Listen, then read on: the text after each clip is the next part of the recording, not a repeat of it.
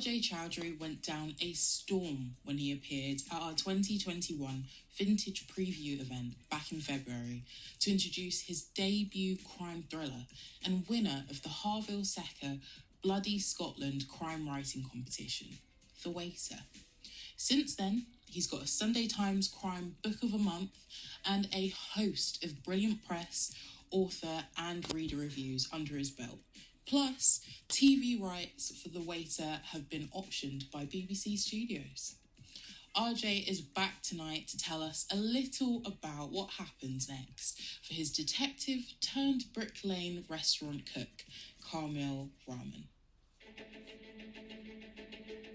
The spark for this book came from an article I'd read which described when researchers wired up people to MRI machines and tracked their brain's reaction to visual stimuli. They found that when they were shown photos of the homeless, their brains registered them as objects, not people. This shocked me profoundly, first because it felt callous, but also because I recognized how it could happen, having grown up in Kolkata where the poor and homeless are sadly ubiquitous. It then led me to the thought that if someone was murdering these rough sleepers, would people care? And that idea led to the cook. So, let me tell you a bit more about the new exploits of my Kolkata cop turned East End cook. Kamil Rahman's had a promotion. No longer a waiter, he has more responsibility working in the kitchen of Tandoori Nights, the restaurant owned by his boss, friend and flatmate, Anjali, who's also the source of some unresolved romantic tension. Kamil believes he's come to terms with his past as a disgraced policeman in Kolkata and now enjoys belonging in London. He's in a relationship with Naila, a beautiful nursing student from Pakistan, and is loving the life he's carved out for himself on busy Brick Lane. But one night, he and Naila go to deliver a takeaway to a young woman, and they find her strangled in her flat. It turns out she's a classmate of Naila's, and the police are convinced the victim's Muslim boyfriend is the killer.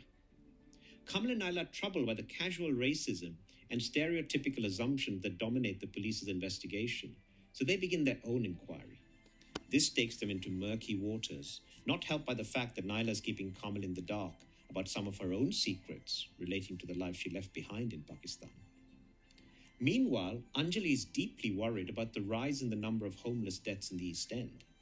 When she sees how indifferent the authorities are to the fate of these rough sleepers, she convinces Kamil to help her look into this.